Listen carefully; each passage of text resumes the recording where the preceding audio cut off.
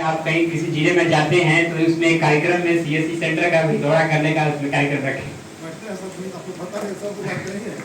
और इसी के साथ सर का मार्गदर्शन चाहते हैं और सर को आमंत्रित करते हैं कि वो अपने उज्जवल व्यक्ति से परिचय कराएं और हमें अपने सेंटर पर काम करने का ऊर्जा भरा एक संदेश दें।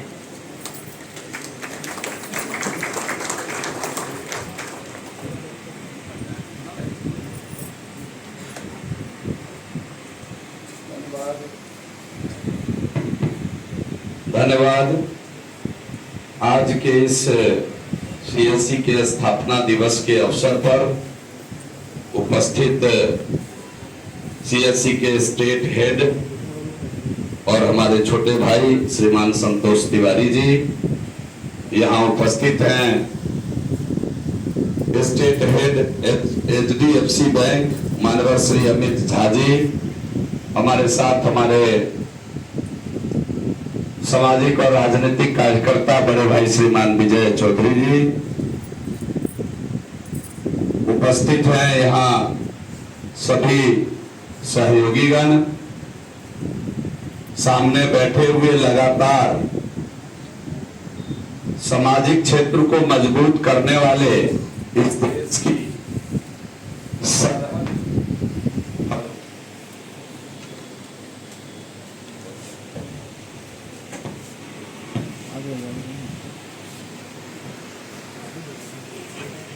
सरहद से अलग हटकर सेना की भांति काम करने वाले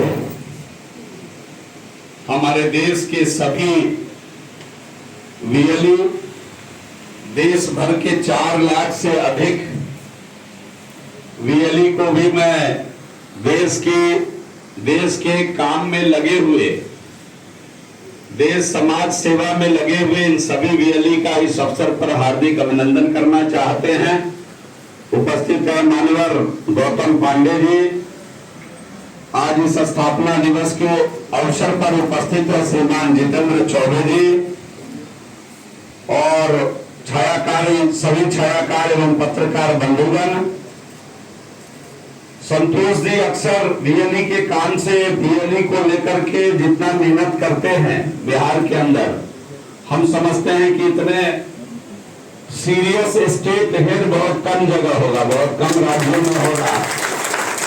कि लगातार जब पिछले 15 से 20 में हमारे साथ आडवाणी जी हम लोग के आए हैं, भूल रहे थे, हम लोग के अच्छे अभिभावक हैं और हम लोगों के पार्टी के स्तंभ हैं। हम लोग आडवाणी जी के नाम से भी उनको जानते हैं। हम लोगों के क्षेत्र के आडवाणी जी हैं, यहाँ उपस्थित हैं, उनका अभिनंदन करना मैं भूल रहा था।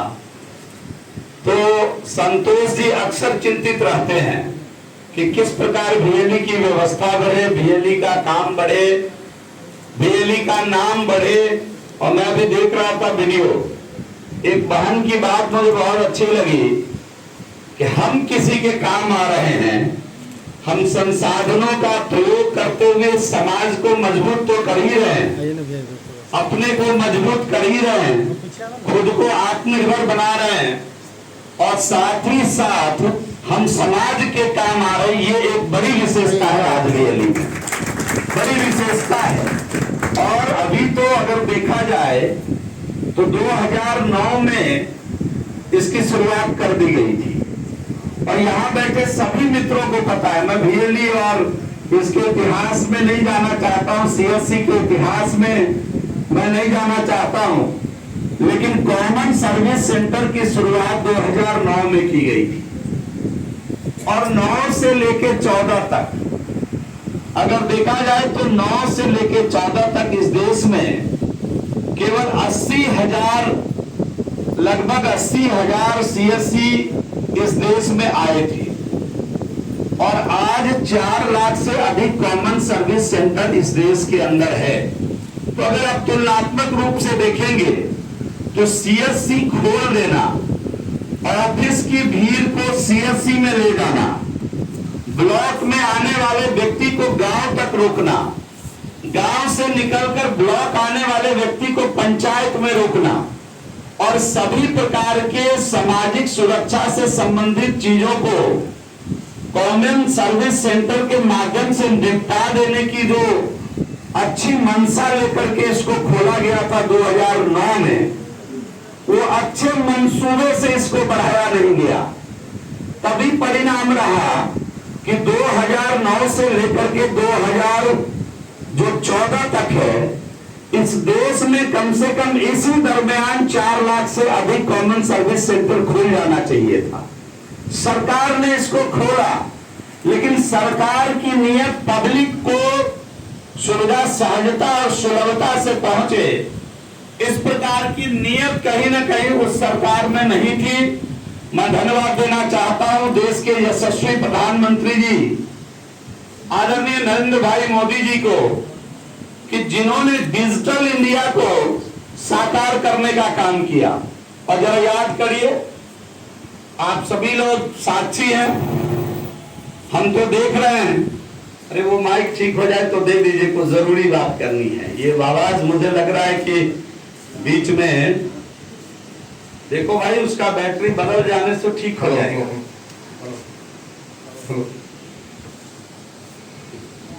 और जो डिजिटल इंडिया को साकार करने का जो संकल्प देश के यशस्वी प्रधानमंत्री जी ने लिया, तो जरा याद करिए प्रतिपक्ष के कई मित्रों ने क्या क्या प्रतिक्रिया दिया था। हैं? लोगों को, बूढ़े लोगों को चले कंप्यूटर सिखाने, चले हैं डिजिटल ज्ञान देने के लिए।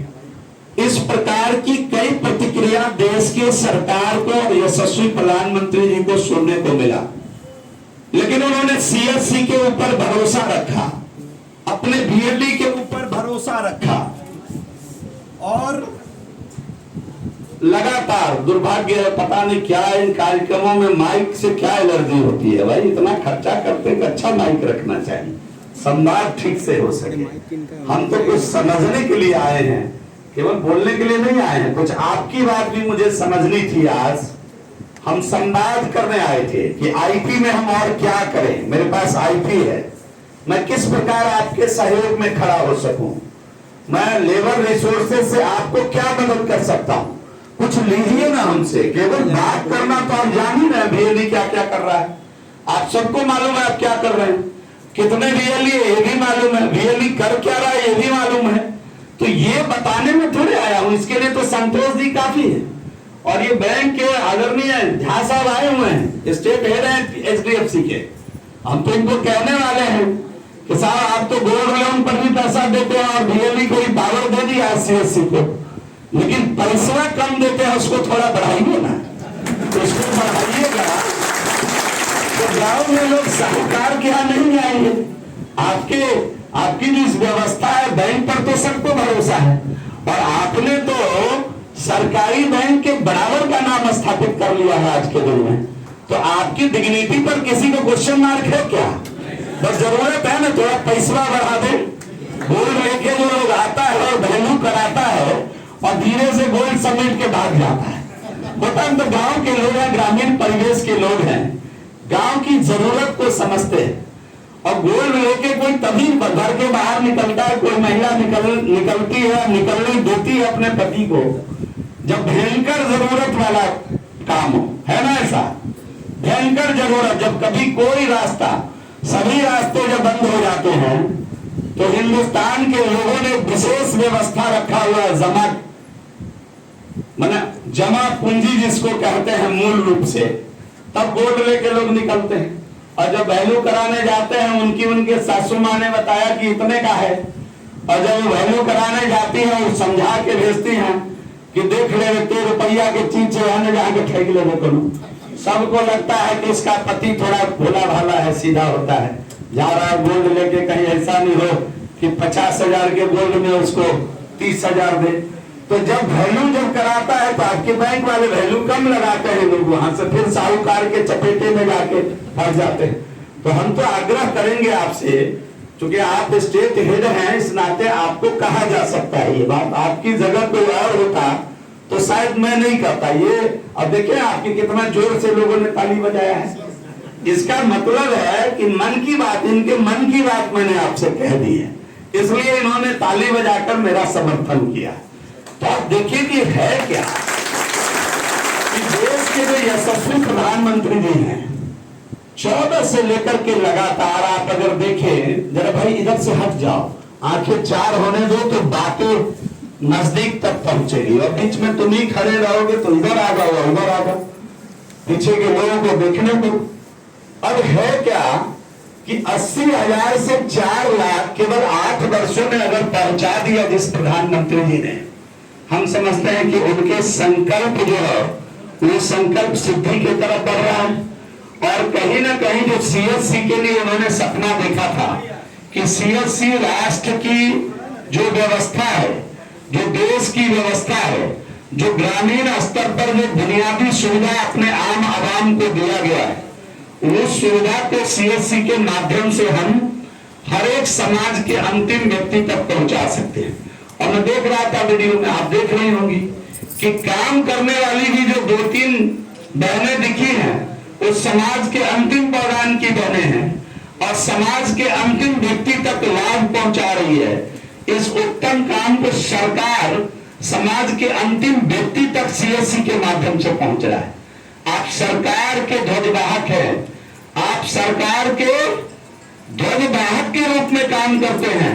सरकार की सुविधा को सरकार के अंतिम व्यक्ति तक पहुंचाने का काम सीएससी के लोग करते हैं, इसलिए आप धन्यवाद के पात्र हैं। और मुझे मालूम है कि कुछ लोगों के मन में ये भाव रहता है कि हम तो सोचे थे खोलेंगे तो बहुत कमाई होगी, और कमाई बहुत कम हो रही है, दिन भर बैठे रहते हैं, कुछ हो नहीं रहा। अभी मैं उस बहन को धन्यवाद देना चाहता हूं कि जिसने जो ई श्रम कार्ड है उसमें सबसे ज्यादा रजिस्ट्रेशन किया है। मैं आपको एक दिन अपने लेबर विभाग में बुलाकर सम्मानित करूंगा, मैं इस मंच से कह के जा रहा हूं। और संतोष जी, आप मुझे ई श्रम कार्ड पर 1, 2, 3 जिस सीएससी ने 1, 2, 3 का पोजीशन लाया है, उनका एक नाम जरूर मुझे दे दीजिएगा। किसी कार्यक्रम में मैं उनको बुलाने की कोशिश करूंगा। तो आप तो अगर आप देख लीजिए जरा, ये तो कम डाटा बता रहे 7 करोड़, 2 करोड़ 80 लाख तो हमने बिहार में 2 करोड़ 83 लाख ई श्रम कार्ड पर रजिस्ट्रेशन किया है। और उसमें जो अपने VLE बंधु है, सीएससी है, उसकी बड़ी भूमिका है। आपके कारण हुआ, आप ना लगते तो ना होता। तो इसलिए हो गया कर दिया। अब तो 3 ही बार माइक बदला हूं, अगर आप गड़बड़ हुआ तो फिर दोल वचन करके फिर बात को खत्म करेंगे। तो सीएससी ने जो काम किया है ई श्रम पोर्टल पर रजिस्ट्रेशन का, आपके कारण, आपको मालूम है कि आपके कारण, ये श्रेय मैं आपको देता हूं, VLE बंधु और सीएससी को देना चाहता हूं कि आपके कारण आज बिहार देश में दूसरे नंबर पर है।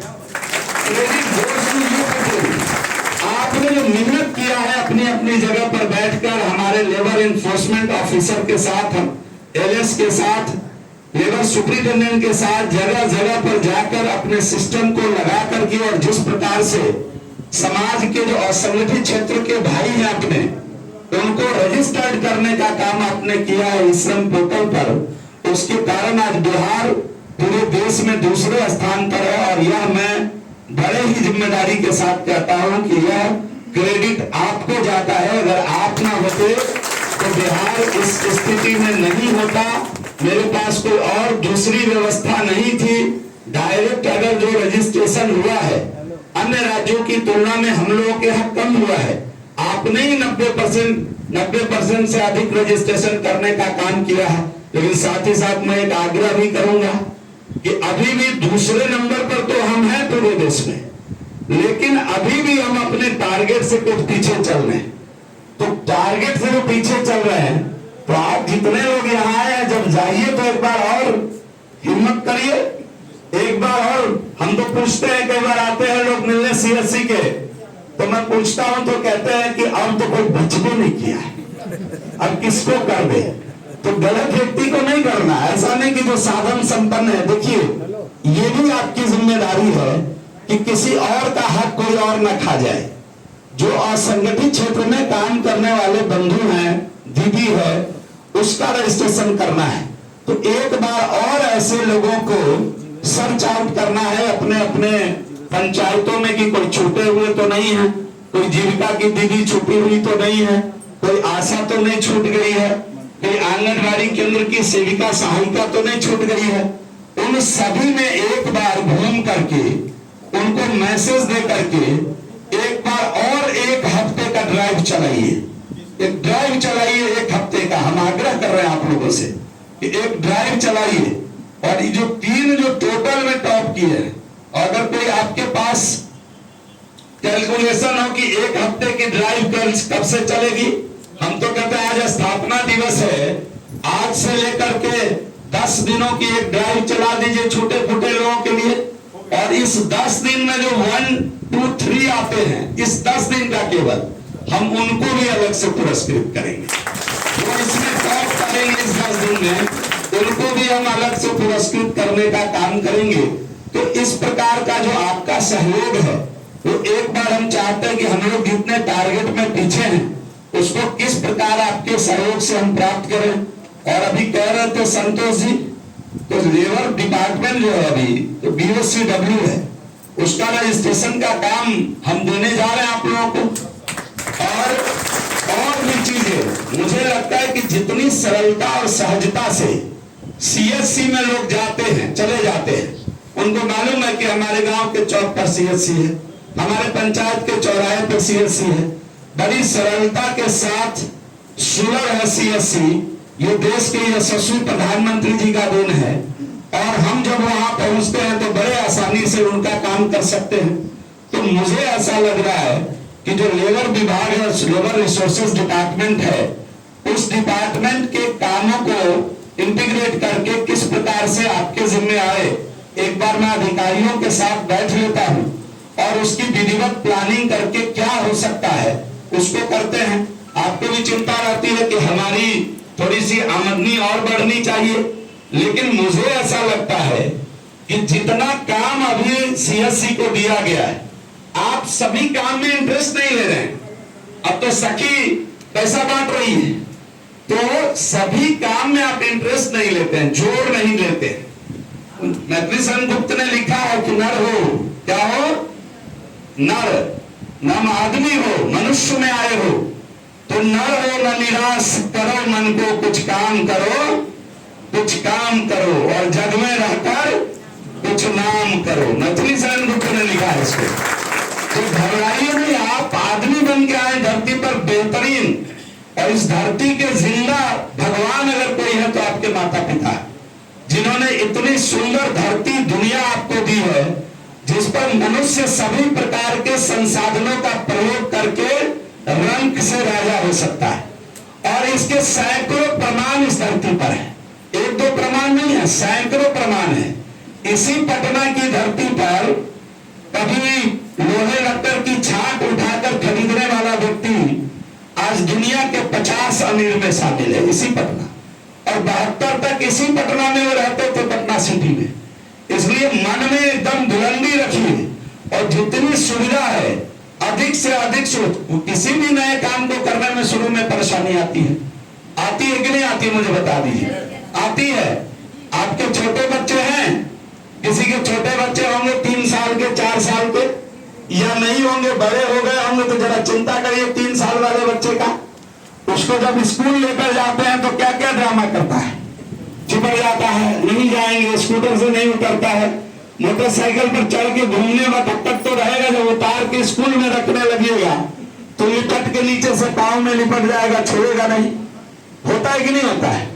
और जब स्कूल जाने लगता है धीरे धीरे आदत लग जाती है, तो खुद ही टिफिन तैयार कर लेता होगा, मम्मी को कहता होगा ये इस बोतल में नहीं, इस बोतल में आज पानी ले जाएंगे।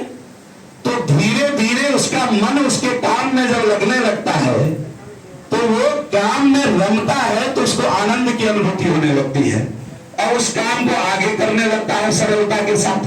तो इतने सारे काम CSC के लोग आज त्यागी जी ऊपर बैठे हुए हैं, हमारे बिहार के यशस्वी मुख्यमंत्री जी CSC पे इतना भरोसा कर रहे हैं। कभी कोई काम होता है तो कहते हैं कि CSC के लोगों को कहिए। और इस प्रकार आप तो अभी पंचायत चुनाव में बड़ा काम कर दिया है और आने वाले दिनों में बिहार के सभी बूथों की मैपिंग आपके माध्यम से होनी है, मुझे मालूम है। अब इस प्रकार का काम के लिए सरकार आप पर भरोसा करती है, तो आज स्थापना दिवस है, इस नाते मैं कहने आया हूं कि आप भी अपने आप पर भरोसा करिए, नए नए काम को दूर कर लाइए। और पंडित श्री राम शर्मा आचार्य ने कहा कि भगवान पूरी तकदीर लिखकर अंतिम लाइन छोड़ देता है, इस बात के लिए कि दुनिया में केवल मनुष्य ही है जो अपने भाग्य को खुद बदल सकता है। पंडित श्री राम शर्मा आचार्य कहते हैं कि मनुष्य अपने भाग्य को स्वयं बदल सकता है, यह अधिकार केवल दुनिया में मनुष्य को ही मिला है। इसलिए घबराइए नहीं, मन के साथ काम करने की चेष्टा करिए। आज स्थापना दिवस, इसलिए मैं इतनी बातें कहने आया।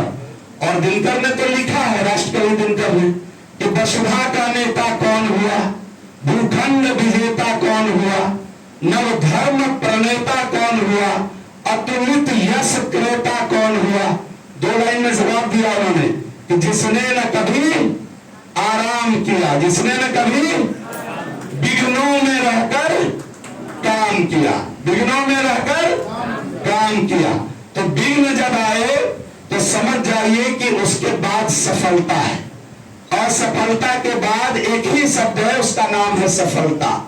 कोई आदमी अपने जीवन से असफलता को टाल दे, उसके बाद क्या मिलता है? सफलता। जैसे काली रात के बीच बैठा हुआ आदमी अगर घबराकर मौत को गले लगा ले तो उसकी मृत्यु हो जाती है, लेकिन काली रात के बीच बैठा हुआ आदमी अगर सुबह का इंतजार करता है तो अंधेरा छटता है और सूर्योदय होता है, प्रकाश ही प्रकाश उसके जीवन में आती। इसलिए आज मैं स्थापना दिवस के अवसर पर कहने आया हूं, मैं आपके बारे में, आप धन्य हैं जो आप इतना काम कर रहे हैं। सरकार के आगे ई गवर्नेंस के काम को आप आगे बढ़ा रहे हैं। आप जिस प्रकार से ऑफिस के भीड़ को पंचायत तक रोक रहे हैं, आप नमनीय हैं, आप वंदनीय हैं। आपकी जितनी प्रशंसा की जाए कम है, लेकिन आप अपने लिए क्या कर रहे हैं मैं वो कहने आया था। किस प्रकार आप में आत्मबल बढ़े, किस प्रकार आप सीएससी के द्वारा चलाए जा रहे विभिन्न योजनाओं का लाभ ले सके, मैं इसलिए केवल आपको जगाने आया हूं। आप सभी लोगों को मालूम होगा कि अर्जुन तो एक बार अज्ञातवास में ही सब योद्धा को हरा चुका था। कितने लोगों को मालूम है इसमें? महाभारत जो लोग देखे होइए, कम से कम उससे तो देख ली होइएगा। लेकिन जब उस अर्जुन को भगवान कृष्ण रथ में लेकर युद्ध के मैदान में आते हैं तो अर्जुन कांपने लगता है, गांडीव रख देता है, रथ के पीछे जाकर छुप जाता है कि हम लड़ाई नहीं लड़ेंगे। किससे नहीं लड़ेंगे? तो सामने कौन है? जब मैदान सजता है तो पार्थ, अर्जुन कहता है कि हे पार्थ मुझे बीच में ले चलो, और भगवान कृष्ण बीच में ले जाकर उसको कहां ले जाते हैं? द्रोणाचार्य और भीष्म पितामह के बगल में ले जाकर खड़ा करते हैं। और आपको शायद मालूम हो कि इन सभी योद्धा को एक बार वो हरा चुके होते हैं अज्ञातवास के समय में, लेकिन फिर भी वो कहां जाते हैं और उसी योद्धा को देखकर वो गांडीव रख देता है, और भगवान कृष्ण केवल आत्मबोध कराते हैं उनको, और आत्मबोध कराने के बाद कर्म की बात करते हैं। और कर्म की बात से जो अर्जुन खड़ा होता है वह अर्जुन अकेले पूरे महाभारत का हीरो बनकर स्थापित होता है। तो हम तो आज स्थापना दिवस पर आपको मैं ये नहीं कहता हूं कि मैं आपका पार्थ बनकर आया हूं, लेकिन मैं केवल आपको जगाने आया हूं कि आप में इतनी ताकत है कि आप कुछ भी कर सकते हैं और आप अपने लिए सब कुछ कर सकते हैं। ये मैं संदेश लेकर के आया हूं, बहुत कुछ नहीं कहते हुए कि केवल एक बात ध्यान रखना है कि देश की आजादी के 70 वर्षों तक हम किसी दल के हो सकते हैं, हम किसी पार्टी के हो सकते हैं, हम किसी मन के हो सकते हैं, हम किसी मिजाज के हो सकते हैं, लेकिन ये राष्ट्र हमारा है, इसमें कोई अंतर है क्या? ये राष्ट्र हमारा है, ये बात तो सभी कहते हैं। और देश के आजादी के 70 वर्षों बाद तक हम लोग केवल अधिकार की बात किए हैं। इतने अधिकार की बात कर लिए, जब छोटा बच्चा भी पैदा होकर इतना बड़ा होता है वो भी कई बार अधिकार की बात करता है, कर्तव्य की बात नहीं करता है। और कर्तव्य की बात नहीं करने के कारण समाज का ताना वाना भी टूट गया है। बेटे को मां के लिए क्या जिम्मेदारी है, बेटे को बाप के लिए क्या जिम्मेदारी है, ये सब ताना बाना टूट गया है। तो हम तो केवल इतना कहने आए हैं कि कर्तव्य की बात 70 वर्ष तक हमने अधिकार की बात की है। जितना हिंदी फिल्म बना होगा आप लोग देखे होइएगा, सब ट्रेड यूनियन पर बना। हम तो लेबर के मिनिस्टर हैं, हम तो देखते रहते हैं कई बार। शुरू में अगर देखिए देश आजाद हुआ तो हीरो होगा, फैक्ट्री का मालिक होगा, उससे झगड़ा हो जाएगा, उसको फिर वो जीत जाएगा। इसी प्रकार की फिल्में बनती थी पहले। और बात क्या होता था उसमें, मैं आपको, आपके अभिभावक भी बैठे हैं यहाँ, मैं एक बड़ी बात कहना चाहता हूं कि अगर एक जरा बूट पॉलिश करने वाले का बेटा अपने बाप के पास आए और कहे कि मुझे कार खरीदो, और बाप कहे मैं नहीं खरीद सकता, मेरी क्षमता नहीं इतनी कि मैं खरीद सकता हूं, और वो दरवाजे पे बैठकर ये कहे कि चाहे जो मजबूरी हो हमारी मांगे पूरी हो, चाहे जो मजबूरी हो हमारी मांगे पूरी हो, उसका बाप पूरा कर देगा क्या? और अगर करेगा तो क्या करेगा? पथभ्रष्ट हो जाएगा, कुछ गलत काम करेगा। लेकिन अगर वही बेटा यह करे कि देश के हित में करेंगे काम, काम का लेंगे पूरा दाम, तो देश की भी तरक्की हो सकती है, राष्ट्र भी आगे बढ़ सकता है, और साधन और परिवार के बीच सामंजस्य भी बैठ सकता है। तो मैं आज ये कहने आया हूं कि 70 वर्ष तक हमने अधिकार की बात की है, आगे जरा कर्तव्य की बात कर रहे 25 वर्ष, तो 2047 आते आते यह देश दुनिया की सबसे बड़ी ताकत के रूप में स्थापित हो जाएगी, इसमें कोई संदेह नहीं। और कुछ लोग चिंता कर रहे हैं, आप बुद्धिजीवी भी हैं, समाज को लीड करते हैं, आपको जानना चाहिए, बैंकर्स भी बैठे हुए हैं। अभी देश दुनिया की 6ठी सबसे बड़ी अर्थव्यवस्था है, दुनिया की 6ठी सबसे बड़ी अर्थव्यवस्था। और कुछ लोग चिंता कर रहे मैनेजर साहब कि ये 5 लाख ट्रिलियन डॉलर का कैसे हो जाएगा अर्थव्यवस्था, चिंता कर रहे हैं, दुबले हो रहे हैं उस चिंता में, कैसे हो जाए। प्रधानमंत्री जी ने कह दिया 5 लाख ट्रिलियन की अर्थव्यवस्था हमारी हो जाएगी। अब कुछ लोग दुबले हो रहे हैं, जिन्होंने देश के लिए किया कम बोला ज्यादा, वो दुबले हो रहे हैं। अब आप जान लीजिए कि आज केवल पूरे अर्थव्यवस्था में 20% एमएसएमई है। जिस दिन भारत के अर्थव्यवस्था में 50% एमएसएमई का रोल हो जाएगा, यह देश स्वतः 5 लाख ट्रिलियन को पार कर जाएगा। और बहुत लंबे समय तक नहीं जाना है, अनुमान है कि 2027 आते आते हम दुनिया की तीसरी सबसे बड़ी अर्थव्यवस्था में खड़े हो जाएंगे। उसमें आप सभी बंधु का भी सकारात्मक सहयोग होगा। इसलिए मैं इतनी बातें कहने आया हूं कि अगर एक डिजिटल सखी 35,000 करोड़ रुपए का लेन देन कर सकती है, तो आने वाले 4 वर्षों में ये सीएससी कितने बड़े अर्थव्यवस्था को खड़ा करने वाला है, इसका अंदाजा शायद आज इस सभागार में बैठे लोगों को नहीं होगा, लेकिन 2027 आते आते आप अनवरत अपने कार्य से जुड़े रहेंगे तो आपको इसका एहसास हो जाएगा। मैं इससे ज्यादा कुछ कहने नहीं आया। और जरा जान लीजिए क्या क्या होने वाला है। इस सभागार में तो आज केवल 3-4 पंक्ति में बहनें बैठी हुई है। जब ये पंक्ति बढ़कर 50% हो जाएगी तो भारत के इर्द गिर्द दुनिया में कोई देश नहीं रहेगा, कोई नहीं रहेगा। तो जो मातृशक्ति है जब 50 पर पहुंचेगी ना, तो दुनिया में कोई भारत के इर्द गिर्द रहेगा ही नहीं। फर्स्ट भी हम ही रहेंगे, सेकंड भी हम ही रहेंगे, थर्ड भी हम ही रहेंगे, 10 के बाद किसी का नंबर शुरू होगा। अभी तो 8-10% है हम।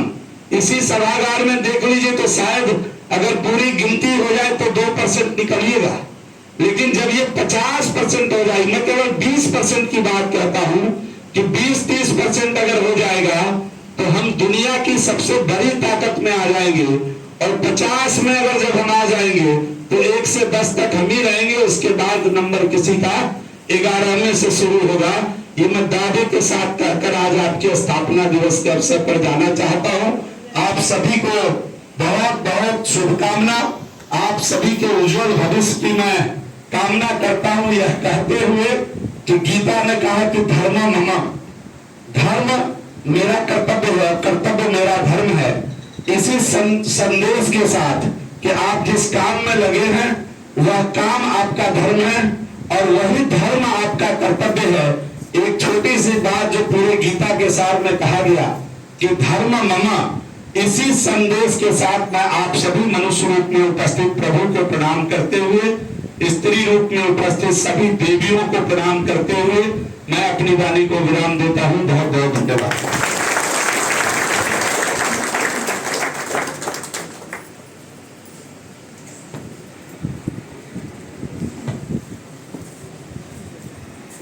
माननीय सर को हम जब जब सुनते हैं तो एक नई ऊर्जा उत्पन्न होती है।